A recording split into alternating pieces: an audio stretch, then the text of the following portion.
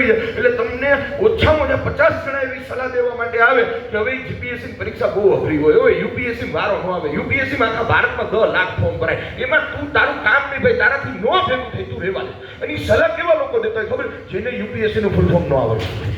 એ સલાહ કેવા લોકો દેતા હોય ખબર? જેને પોતે જિંદગીમાં કોઈ દિવસ ફોર્મ ભર્યું હતું નથી, એને ખબર જ નથી કોને કહેવાય યુપીએસસી કોને કહેવાય જીપીએસસી. અને આ પછી નેગેટિવ વાતો કેવી કરે આપણા કાન ઉપર કે હવે એમાં નો વારો આવે, એમાં સેટિંગ થઈ જાય, એમાં પહેલેથી ગોઠવાયેલું જ હોય છે. હમણાં અમારા કોન્સ્ટેબલની 12,733 જગ્યા બહાર પડી છે, તો ગામમાં એવી વાત ઉઠે 12 જણાનું 12,000નું સેટ જ છે, ખાલી 733 જ લેવાના એટલે અગાઉ ગોઠવી નાખે. ને આપણને કેવા ઉદાહરણ, અમારા છગનભાઈ ટકુભાઈ છે ને, એનો જે છોકરો છે ને એને ભાજપમાં ઓળખાણ હતી ને એટલે એનું ગોઠવાઈ ગયું. આવા પિંગા ગામમાં મારે છે ને આ વસ્તુ છે ને તમારું મોરલ તોડવાનું કામ કરે છે, તમને ફોર્મ ભરતા અટકાવે. મારું કહેવાનું એમ છે કે તૈયારીની શરૂઆત કરો એટલે પહેલી વસ્તુ એ રાખો હું કરી શકીશ ને મારાથી થઈ શકશે. આ પોઝિટિવિટી હોય ને તો જ આનું ફોર્મ ભરવાનું, તો જ આની શરૂઆત કરવાની. સફળતા થવા માટેની પહેલી શરત એ છે કે તમે પોઝિટિવ રહી પછી તૈયારીની શુભ અને મંગલકારી શરૂઆત કરો. એક સરસ મજાનો પ્રસંગ યાદ આવે છે, વાતમાંથી વાત નીકળી છે એટલે એક સરસ મજાનો પ્રસંગ યાદ આવે છે. ગામ હતું અને ગામ આખે આખું ડેડકાનું હતું, ડેડકાનું આખે આખું ગામ હતું ને એમાં એક ડેડકાનો રાજા હતો. રાજા છે ને એની બહુ મોટું સામ્રાજ્ય હતું, ડેડકાના રાજાનું બહુ મોટું સામ્રાજ્ય હતું અને ખૂબ સમૃદ્ધ હતો, એની પાસે ખૂબ ધન દોલત હતી.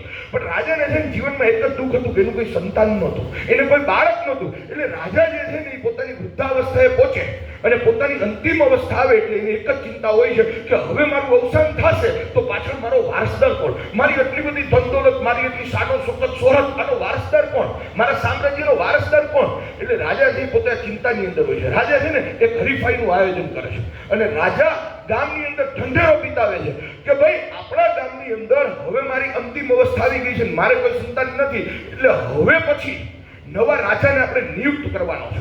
એટલે જે કોઈ પણ વ્યક્તિ, રાજા એક સ્પર્ધાનું આયોજન કર્યું, આ સ્પર્ધાની અંદર જે કોઈ પણ યુવાનો ભાગ લે એમાંથી જે યુવાન વિજેતા બનશે ને એ હવે પછીનો રાજા બનશે. એટલે ડેડકાનું આખે આખું ગામ જેટલા પણ નવયુવાન ડેડકાઓ હતા એ બધાએ નક્કી કર્યું કે ભાઈ આપણે હવે પછી રાજા બનવું છે.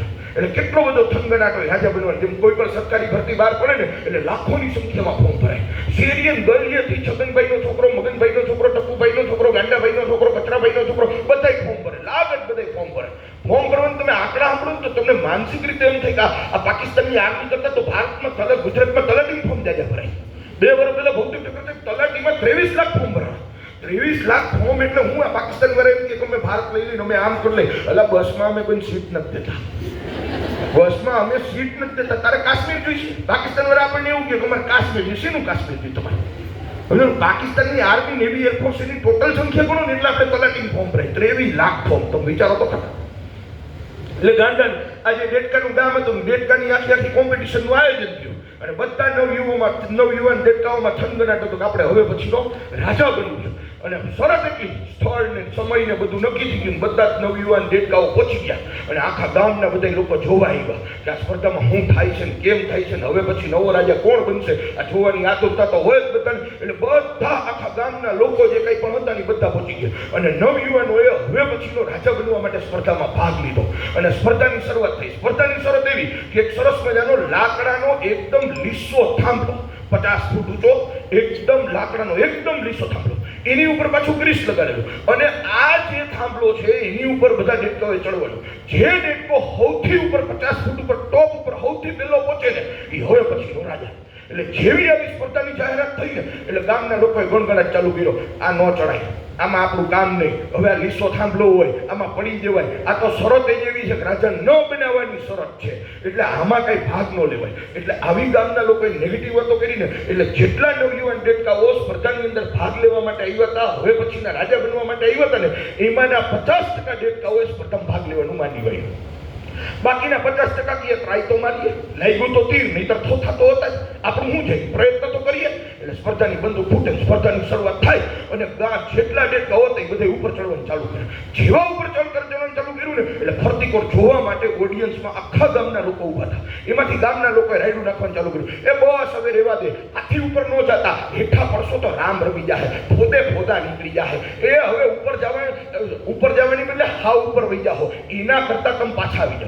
એટલે જે લોકો ક્રોસ સ્પર્ધામાં ભાગ લીધો તો જે લોકોના કાને આ શબ્દો ગયા એમાંથી કેટલાક દેડકાઓએ અડધેથી પાછા આવ્યા, કેટલાક દેડકાઓ પોણેથી પાછા આવ્યા, પણ જોતની અંદર આ બધા અવાજની અંદર એક દેડકો છે ને એ ટોપ ઉપર પહોંચી ગયો અને છેક ઉપર સુધી પહોંચી ગયો અને હવે પછીનો રાજા ઘોષિત થઈ ગયો. એની રાજ તિલકની તૈયારીઓ થઈ. રાજાએ કીધું કે આપણે હવે પછીનો આપણો નવો રાજા મળી ગયો છે. અને બધી લોકોના અવાજની વચ્ચે લોકો એવી વાતો કરતા હતા કે રામ રમી જાહે, હેઠો પડીશ ને, તું નીચે જો તારું શું થાય તું વિચાર તો ખરો. આવા બધી વાતો ગામના લોકો કરતા હતા. અને આ બધા અવાજની વચ્ચે, આ બધા કોકિરાની વચ્ચે એક દેડકો છે ને છેક સુધી પહોંચી ગયો. હવે પછીનો રાજા ઘોષિત થઈ ગયો. રાજ તિલકની તૈયારીઓ થઈ. સફળતા હાંસલ થઈને એટલે પત્રકારો આવે તમારી આજુબાજુમાં તમને પૂછવા તમારી સફળતાનું રહસ્ય શું છે. એમ આ જે હવે પછીનો જે દેડકો જે રાજા બની ગયો એને પત્રકારોએ ઘેરી મળ્યો અને એક પત્રકારે આવીને પૂછ્યું કે તમારી સફળતાનું રહસ્ય શું છે. એટલે ઓલા દેડકાના માઇક ધર્યું એટલે ઓલો દેડકો કાંઈ બોલ્યો નહીં, હામું હામું જોઈ રહ્યો. એટલે ફરીથી પાછું બીજી વાર પૂછ્યું કે તમારી સફળતાનું રહસ્ય શું છે. દેડકાએ કાંઈ જવાબ કર્યો. ત્રીજી વાર જોશથી રાડ નાખી પેલા પત્રકારે પૂછ્યું ઓલા દેડકાને કે તમારી સફળતાનું રહસ્ય શું છે. તો ઓલો દેડકો કે હે હું કીધું. દેડકો છે ને બેરો હતો.